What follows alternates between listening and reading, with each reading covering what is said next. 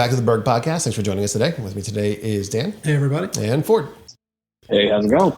And so we had our first ever question from our listening audience, right? I mean, we've been asking for questions for going on 4 years, I think. Well, it's funny, right? Because I don't want questions all the time, and I get plenty. But I ask for questions, I get none. That's fair. Yeah, we asked for specific things that we could talk about and have gotten none except now one to date. This wasn't so much a question, but this was from someone who listens to the podcast and has been around some of our sites. And they just thought we don't talk enough about including women or women working in Berg construction, and specifically women who have or do work on site. And I thought that was interesting because I know we maybe we don't talk about it enough. And I think that's actually part of because we don't have that many women working inside of Berg construction. Working in the field. Especially not in the field. Right, right. Yeah, exactly. But we do historically talk about women in construction. There's a time. Right, and sadly, that's how you know you're not. That you have to talk about it. It's like when you celebrate something, but only on the day that they say to celebrate it. Right. So, yep. And it's like our Thanksgiving episode that we every year say thank you on Thanksgiving. To be thankful. You know what I mean? Sort of Ford. Sometimes how when we say at the end of the year and we have it, and then we say we should have said this more, and maybe we did, maybe we didn't, but thank you for all your efforts, right? Yeah. And so that's sort of the way the woman in construction. Feeling, that's the way it feels. Yeah. But the timing of it's also interesting because we just had, we had Brianna who worked all summer from BCTC, did a great job, was a good member of the team, was a valuable asset. I think she has a tremendous future, in the trades and hopefully with Berg construction. Mm-hmm. And she was just going back to school. I think Friday was her last day. The BCTC kids, all of them, somewhere between Thursday and Monday, all of them finished up. So it's interesting timing to talk about it because she was us having a woman in the field again. We've had a few. I want to say I think 3 or 4 maybe at most. I mean, because you got to count Carol. Right? I mean, so we had Carol, Becca. We had Becca, right? We had Jane. Jane, yep, exactly. We had Brianna. I feel like we had a couple other smattered in, especially in snow at times. We would have different people in the field. But not a lot, right? I mean, we're talking, we have a fair, pretty good staff size-wise, and we're able to count it on one hand. I was just going to say, 20 years in, we can count them on one hand, right? So that's a small sample size. It's a small sample size, and it's and honestly, I don't think it's for lack of effort. You know what I mean? I think we try to be a company that is accommodating. I think that in a lot of ways, you and Ford worked on a policy for for a maternal and paternal leave policy. That's pretty forward thinking for our industry. We have good benefits, so all the things that, we try to be accommodating for families in terms of wanting people to have a good work-life integration. So all things that might make it easier for women to work here, and still the numbers are low. So but I think is it fair to say, and my lack of what the industry looks like at times, it's, I might sound like just plain uninformed, but some of it's just inexperience. And I think that's that demographics, right? Like I don't think it's an us thing necessarily. I don't necessarily see a lot of women in construction in general, at least not in the field. Is that fair to say? I mean, I definitely. What are you saying about us, right? I mean, because is it us or is it us? Us is construction as a workforce, or us as a Berg construction, and that's where we're part of the bigger piece. So I guess then it is part of ours, but it isn't really specifically to us. I was thinking about it as you were talking through the list. There for a while, we had 3 or 4 in the field, and that was ratio based, very heavy, right? Based on the industry. And I don't know that there's no magic bullet. Us having a conversation isn't going to change anything. But I think that's the industry, the way it looks, the way it does, and a lot of it is not by exclusion. It is just by a group of people that maybe want to participate. They want to be here. Yeah. You know what else I think it is is the nature of the business, right? That in other words, it is generally long hours, and you can't do it anywhere but from the place where the work occurs. Mm-hmm. And if you step out of it, it can be tricky to get back into it, and so in a lot of ways, it's not an industry that would encourage women historically to enter. But all of us sort of agree that with the way that it's developed and the way that equipment has changed and improved, and the GPS and the controls, there's a lot of this now that really it doesn't, gender plays no role in whether you could or couldn't do the majority of this work. And you take some of the women we've had here, and they were some of our best workers. You know what I mean? Forget, I'm not suggesting like, oh, because you could sit in the machine and you don't have to do anything, you're physically capable. Some of the women we've had work for us are some of the best laborers that we've ever had. And so it's not that, but there's got to be something about the industry, because as I go to, whether it's in the peer groups Mm-hmm. or whether it's when we go to, BCTC, or we go to Thaddeus Stevens, and you sit with other companies, whether you're sitting with all the big hitters that you would expect to see in the construction world, and everybody's saying like, we need to engage and bring women into the workforce simply because it's 50% of the workforce, but I'm not going to make up a number, but I would doubt that it's above 10 industry wide.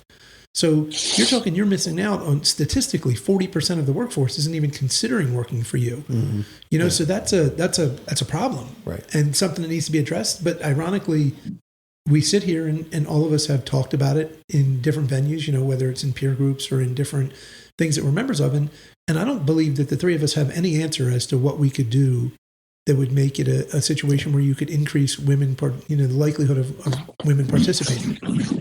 That's sort of what I was thinking. As you're talking, I'm like, what could we do differently? And is it just an unattractive industry for most women? Like, we're saying, like, if we're missing 90% of the women, if 10% of the workforce or whatever is considering 10% of the, and that's just a made up number.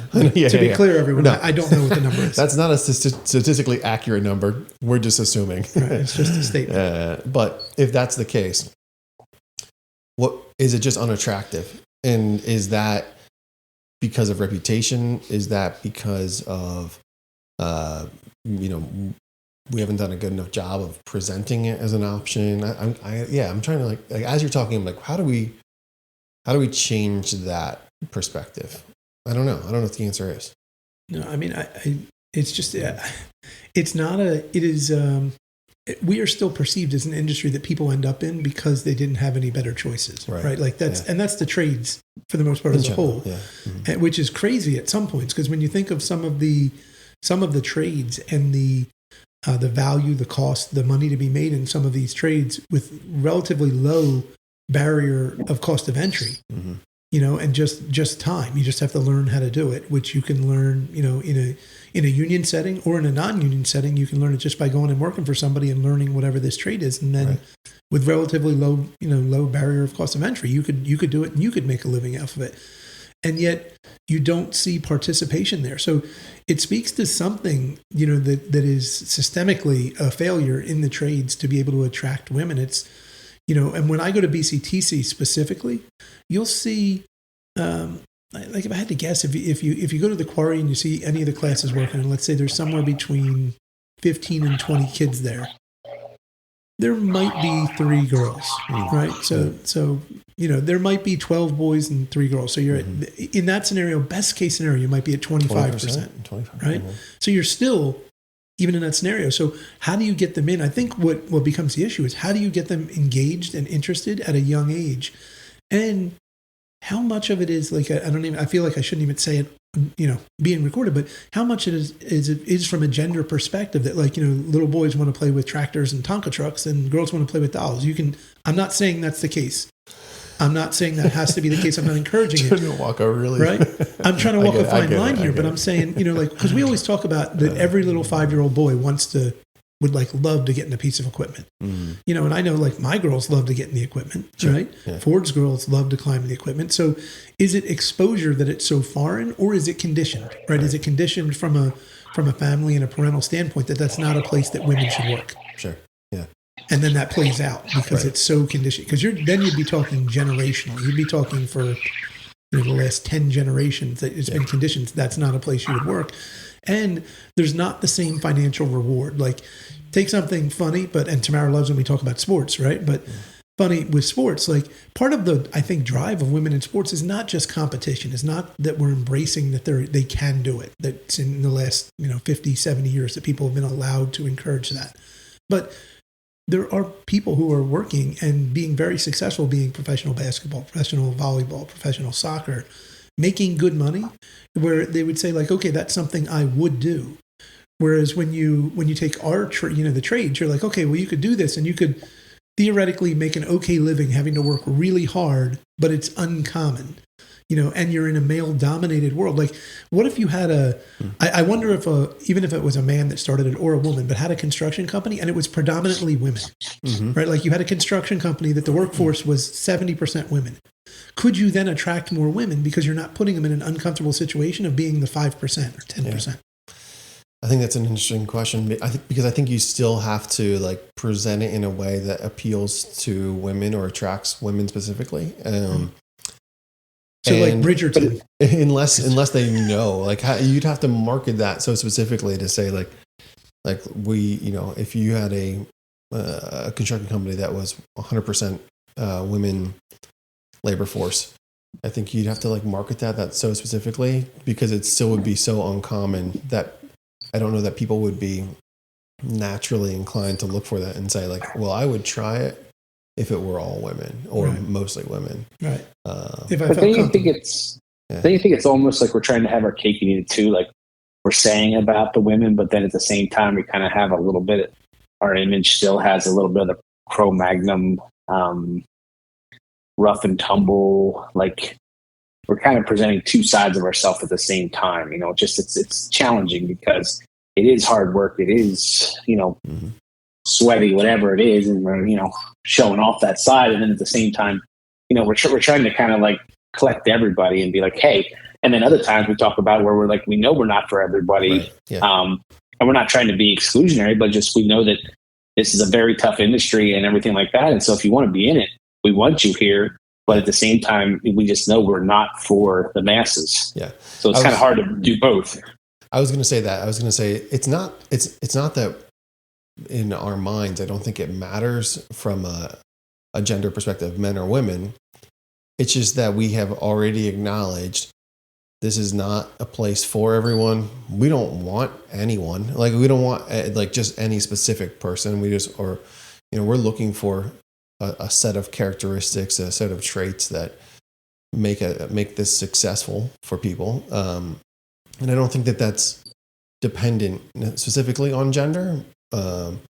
It's just, I think that this just so happens to be an industry that naturally has been dominated by men. And because of that, some of what you're talking about, I think because some of that image of it being difficult, labor intensive, physical work at times, dealing with the elements. It doesn't mean women can't do those things. It just means that historically that they have not sought out the opportunity to do it. Well, as Ford was saying that, some sort of, I'm going to try and frame it in a way that's not offensive, right? So part of the way that generally the trades are developed, right, is you start at the bottom of the totem pole and you work your way up through experience. We always talk about seat time, right? How much seat time do you have? How many hours do you have in to learn this? All these things, right? So if you're starting at the bottom to get those, you're talking the most physical of the pieces of the work, right? So like it would almost be if I was going to have, we were going to have an event and we were going to look to hire people, right? You put a sign outside, you said, we're hiring. And a bunch of people line up on the door, mutter. Right? And you say like, okay, the first thing you have to do is pick up 100 pounds and press it over your head. Now, you don't need to be able to do that to run a trackhoe or a dozer or a rock truck or a roller. But if step one of getting in the door to construction is being able to do heavy manual labor, what portion of the workforce is discouraged, be it male or female, that may not be, physically muscular, strong enough to do that thing? So when I said about a low barrier of entry from a cost standpoint to certain trades, as Ford and you were talking, I was thinking about it that we may have actually set a high barrier to entry in terms of the physical nature of the work that is not required once you're skilled, but is required to sort of get in the door as a ticket. Because you know what I mean? Whereas the BCTC version is sort of altering that to say, okay, what if we gave you a student who could do the things you want him to do, at least to some degree, where you could put him in a machine that may bypass that. Now, that's not to say, again, I'm keep going back to this. I'm not saying women can't be pipe players. They can be anything. Sure. But what if that's part of the problem of this perception that in order to do it, not only would I have to be in a male-dominated environment, which looks to be historically, crude, rough, you know what I mean, and hard work, and I make it that you got to really do things that would really push your physical capabilities to be able to get the skill set, to be able to then do the thing you actually want to do. So maybe you would want to run a dozer, but what you do not want to do is carry cement bags around for 5 years to get enough street credibility that someone lets you run a roller, that then someone starts you on a path that all of a sudden you're running a dozer. And you're like, you know what, I'm not interested in that. Yeah. I mean, I don't know that it's right, but in other words, it's just as you were talking, I was thinking about not just the perception that it is the Cro-Magnon man, it's a bunch of, I pick things up, I put them down, but that we actually physically do that to people. Like, what are the odds that a 17 with no skills, you're going to start by holding a shovel, I don't care who you are, moving stuff. Right, you're going to pick things up and you're going to put them down because you don't know how to do anything else. And we can't put you in a piece of equipment that costs $250,000, $350,000. I'm like, hey, take some time, figure this out. In a couple of years, it's going to be great. You know what I mean? Like, that can't happen. Yeah. So if that's the case, maybe that's part of the continuance of the problem. Yeah, interesting.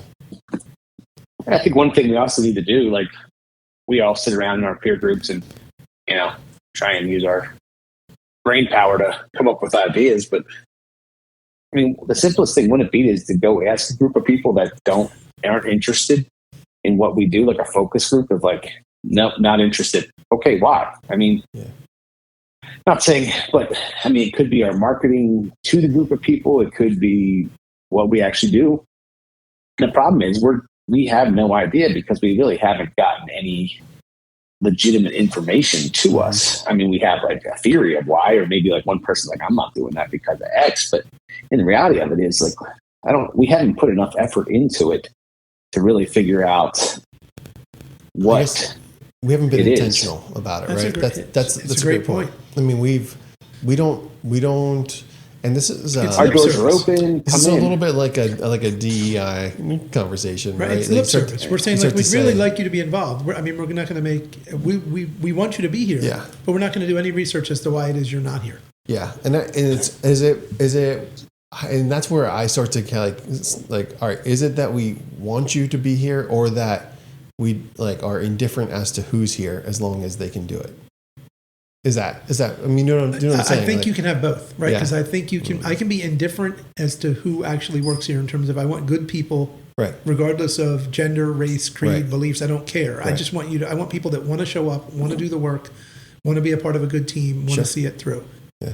Right. But I also think that we do want this group that we don't have, because our labor market is so tight that I need an additional labor pool. Sure. So like if we had, let's like call an ace and ace, right? I mean, if you had 50 people knocking on the door every day that wanted a job, what do you care? The people that you don't have, right? But when you're struggling to find capable people and you walk around every day and see people who are very capable of doing many things and you think they have really good work ethic, but they would never work for us because they don't have any interest in our trade, then you're like, how could we get them to work for us? Mm-hmm. Where does that start? I mean, but it's only because there's a shortage of labor. So to that point, it's well, I don't even know if it's deference to gender, even at that point, right? It's more along the lines like, how do we appeal to other markets to broaden the candidate the pool of candidates, right? I mean, we've talked about it from a gamer standpoint, right? People that I do not do it, but people that are like gamers. I mean, the new GPS systems and how modern those machines are. You're running computers with joysticks, right? Like, so it could be some kid in his mom's basement that you'd be like, that would never be a construction guy, right? But like, it's like a Gran Turismo experiment here, right? That's what I'm saying. Or even like when you see the people with like the flight simulator stuff, right? Like, could they fly a plane? I don't know. Well, that's what we need Komatsu to run a Gran Turismo simulator where they take like the best gamers who audition and then they put them Yeah, they put him into Simulator, right? Like, have you seen this movie, Gran Turismo? Yeah, it's a fantastic movie. I think I'm not a gamer, but I love the idea. I love the movie. Yeah, and where like you like didn't necessarily have to be a pro at the thing because you modeled it so many times it made you a pro. Yep. No, it's a valid point. It's like, in other words, it's not just a gender thing. You know, I mean, we fail to appeal to a lot of different peoples and markets, and part of that is not, you know, again, to Ford's point, how do you say, like, you know, like, do work that matters? It's dirty and it's dusty, and we want to show that, and then think you're going to attract this other group that has no interest in that, but might actually have interest in what you're doing. Yeah. But I think the thing is too, like with young people, right? Like, we've made a concerted effort, and we've had a lot of failures with young people, right? I mean, they're not all rock stars; they haven't all worked out for us, but we have that concerted effort where we keep trying every year. You're still going to the BCTCs and the young people in the high schools and all the places. We're set on that. Like, no matter how many times we get burnt, we're just like, yep, keep going with it. And maybe that's the thing that we need to take, because right now we're just kind of like, yeah, if they come in, cool. We really hope they're here, but you know, there's not really anything beyond that. Whereas with the young people, we spend a lot of resources trying to make sure to attract them to the construction industry, whether it's with us or with somebody else. Yeah. And I think, you know, like, true to that concept there, Ford, I think like one of the things we said initially was, look, we're going to do like 5 or 6 of these a year, and know that if we get 1 or 2 of them, we probably beat the odds, because like the fact of the matter is, it's just as much of a test run for them as it is for us, right? Especially in the student world, they may come here and say like, yeah, actually construction is not for me at all. And I'm glad I experienced that before I, you know, spent the next several years pursuing it or whatever. Because that's definitely happened. We've had some folks who have had a variety of experiences and just said like, it's not you guys. You guys did everything you promised me you would do, and this just isn't for me. And then we've had other people say like, this is awesome, and go work for someone else. Yeah. And we've had a few that said, this is awesome, I want to stay here. Yeah. It's probably the similar concept where like, if you sort of like pursue intentionally a different pool of candidates, like we did with technical and trade school and stuff like that, it's gonna be a little trial and error, but to some extent, it's also for their benefit to see this is good or this is not good. So, but I also I think about my sister, right? I mean, she worked for us for a few years, and like, you know, we always joke about, but we have some of our best workers that come because of friends recommend them or whatever. But none of her friends came and joined us. Like, they didn't even join the construction industry. Like, that just wasn't a thing for them. But she grew up in it, so she was part of it. But we always joke, like, if you get one, like, they will come. You know, like, they'll tell their friends, and you can get a group of them. But that hasn't happened yet. But it doesn't mean it couldn't happen. It's just that's kind of the uniqueness too. You can't like build upon. They're more individual units than a combined group. Yeah, and you can't. Yeah, we haven't been successful on an individual standpoint from bringing having Becca in an example, and any of Becca's friends. Mm-hmm. We haven't been successful in having Carol, who could outwork everybody in the company, and everybody see it, and women know like I could do that. Right. Yeah. So it's. We can't, you know, to that point, we honestly, to the question, we have not even been successful in identifying what it is that we could do to the person when the woman does enter our workforce to make it appealing to any other people that are women. You know what I mean? Like, we haven't even, when we get them, it is purely because they have elected to do this work. And we bump into them. You know what I mean? It's like we bump into them on the street, like, or we knew them. Like, that's how it happens. It's not, and I don't know if that's true everywhere. I don't know if other people's, efforts are more successful and they've figured out where to look. Yeah. But just statistically, it would suggest that that's not the case. Right. Yeah. You know? Yeah. Interesting. And we don't, I wonder, we don't, part of me thinks that we don't like lower the bar, right? Like, when we're really looking for people, and you and I, we've talked about this a number of times, like, you just got to have somebody, and you hire the person and you're like, this is a disaster, right? Like, this is not going to go well. And you know it pretty quickly, and you got to address that. I wonder if there's some impact, like even at the BCTC level, that like they have the admissions process and people got to get in. Like it's surprising that the numbers aren't more equal.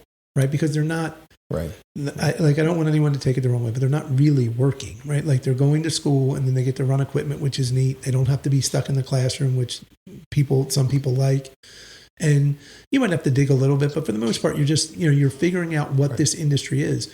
So the fact that you can't even get to reasonable numbers there is concerning if you really wanted to have some level of equity, because it's I think it is, but I don't think it's surprising because if you look at like technical schools, I think that in programs like construction related programs, I think you still get those splits. So I think that like the interest level, even to enter a program where you could become more educated on how to do this, it's already divided. It's already divided in that, 70, 30, 80, 20, whatever the case may be.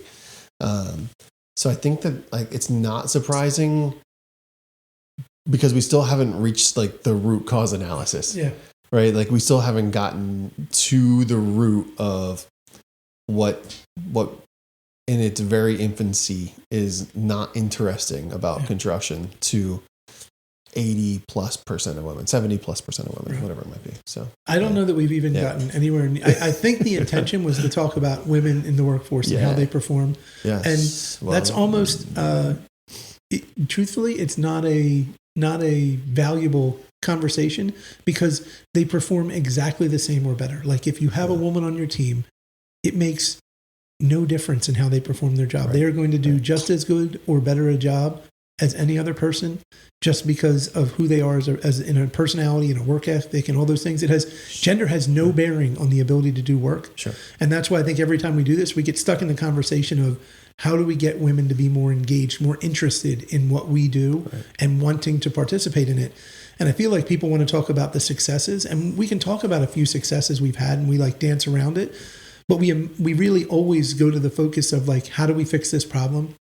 Because we think that it's, I don't want to say unjust, but it's just not right. Like there's no reason that there's not a higher percentage of women in our workforce. They can be effective and we just can't get them to be engaged in it. Right. Yeah. Interesting. So sorry for not answering your question. I feel like that's right. Like I was thinking about like every time women in the workforce or women in construction like week comes up, we kind of do the same thing and we talk about the same 3 to 5 people who have been through the years and be like, you guys remember Jane? Do you remember? I mean, I'm hoping Brianna comes back when she graduates and it starts a trend that maybe we can look to tech schools and other places and say, okay, this is how we're going to do it. We're going to identify, in the 5 kids that we look at, 1 or 2 will be a woman and you start to build. Did anyone ask Brianna that? Like, how many friends do you have in the program? Right. But I mean, real quick though, like it is so tough because when that is that week, right, of the Women in Construction Week, you look at big companies that on their social media and they're promoting 2 people, right? I mean, like we know some of these firms, they have like 500 or plus team members. Right. Yeah. And they're promoting the 2 people that they have. And no offense to the tough part is too that we kind of talk about the field side, but there is a lot of women in the construction workforce. They're maybe not in the field side. But we have a lot of them actually in the professional side. And I remember some of them. When they came to work for us, I was like, "Hey, you got any friends that like want to like not even saying to go do the field, but to work on our office?" And they're like, "Nah." Like they're very some of them that they're very self-selecting and be like, no, we're not putting our name on anybody else. Like we're not doing that type deal. But I don't know. I think we talked ourselves in a circle, but I think that like the reality is that there is no answer. At least we don't know it. We don't have the answer. Yeah. I mean, that's the first step, right? Is knowing that we don't know the answer. Yeah. So maybe next time we talk about it, we'll have some sort of a better plan. I don't think so, but maybe. It's not likely. It's not likely. But I think talking about it at least keeps it as part of the equation. Yeah. So. And I'm just happy we're talking about it like on a random week, and we're not trying to like that's true fit into some like hey, we got to talk about this week because it's going to be on the internet. Yeah, we didn't pick the week just to make sure that we talked about it and say like, hey, it's this week. Yeah. No, that's fair. I like that too. So, and thanks to our listener who proposed the conversation. So that's a good place to wrap it up. Folks, we hope we get more questions. If you've got questions for us, send them in info@bergcons.com. We'd love to hear why you listen, what you think, and maybe not what you think, but we can hear what you think. But I'd like to comment on some things you'd like to hear. So thanks for joining us today. Come back for another episode.